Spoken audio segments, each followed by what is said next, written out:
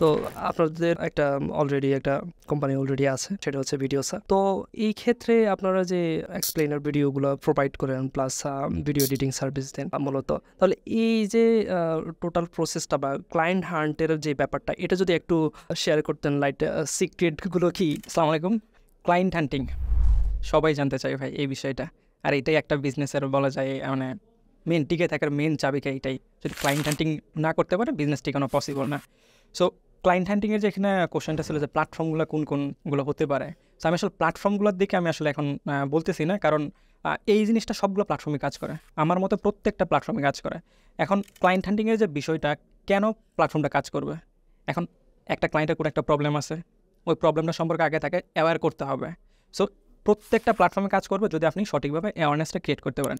এখন তার কী কারণে এক্সপ্লেনার ভিডিওটা প্রয়োজন, কী ভ্যালুটা পেতে পারে, এই বিষয়গুলো যদি আপনি যে কোনো প্ল্যাটফর্ম দিয়ে আউটরিচ করেন না কেন, যদি তারা বলতে পারেন তাহলে অবশ্যই সে নেবে। সো এখানে কিছু বিষয় আছে, একটা আমরা অনেকেই জানি রেড ওশন স্ট্র্যাটেজি আর ব্লু ওশন স্ট্র্যাটেজি মূলত বলা হয়। সেখানে দুইটা ওশন থাকে, একটা রেড ওশন একটা ব্লু ওশন। এখন রেড ওশনের বিষয়টা হচ্ছে আমরা সবাই ট্রাই করতেছি একটা নির্দিষ্ট জায়গাতে যায় কম্পিট করার জন্য, একটা নির্দিষ্ট সবাই একই রকমভাবে ক্লায়েন্ট হান্টিংয়ের দিকে আগাইতেছি। যেটা যে আপনার কোশ্চেনটা অনেকটা কাইন্ড অফ এরকমই ছিল যে ডিরেক্ট প্ল্যাটফর্মটা বলে দেন আসলে কীভাবে করা যায়। সো এই ক্ষেত্রে দেখা যায় কি 99% লোক ওদিকে আগাইতেছে, কিন্তু সিম্পলি এখনও কিন্তু 1% আছে যেটাকে আমরা বলা হয় রেড ব্লু ওশন বলা হয়। এখন ব্লু ওশনের বিষয়টা কি, ওই জায়গাতে আপনি নিজে একটা মার্কেট ক্রিয়েট করে নিতে হবে।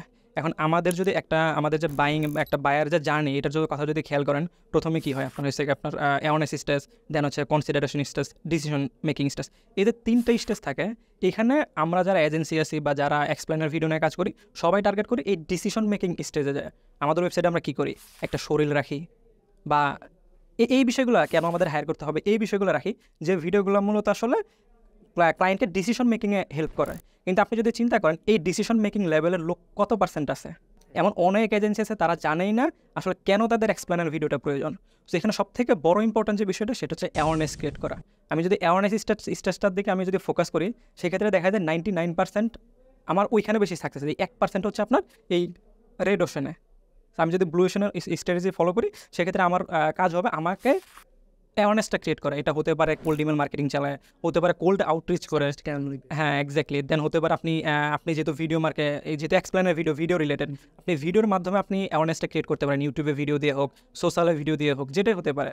সো এই যে আপনি যে প্ল্যাটফর্মে বেছে নেন না কেন, আগে অ্যাওয়ারনেসটা ক্রিয়েট করেন, ক্লায়েন্টকে ভ্যালুটা আসলে বুঝান, তাহলে আপনার ক্লায়েন্ট অটোমেটিক্যালি চলে আসবে। আর এটাই মূলত আমার বিজনেসের একটা সিক্রেট টিপস, ঠিক আছে, সিক্রেট সস বলা যায়। থ্যাংক ইউ ভাইয়া।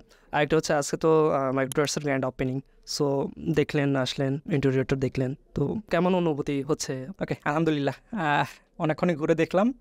আমি নিজেও একটা অফিস করতেছি ছোটোখাটো। সো ইন্টেরিয়রটা দেখে বেশ ইন্সপায়ার্ড হইলাম। অনেক কিছু আছে, এমন অনেক কিছু আছে যেগুলো আমি এখন ইমপ্লিমেন্ট করার ট্রাই করবো আমার ছোটো অফিসে। আর ভিডিওটাস আপনারা নতুন একটা উইংস আছে আপনাদের, সো আপনাদের জন্য শুভকামনা থাকলো যাতে ওইটাতেও ভালো করতে পারেন। আপনার মাইক্রোডাসতে ভালো করতেছেন, ভিডিওটাসে যাতে ভালো করতে পারেন, একটা শুভকামনা থাকলো। থ্যাংক ইউ ভাইয়া।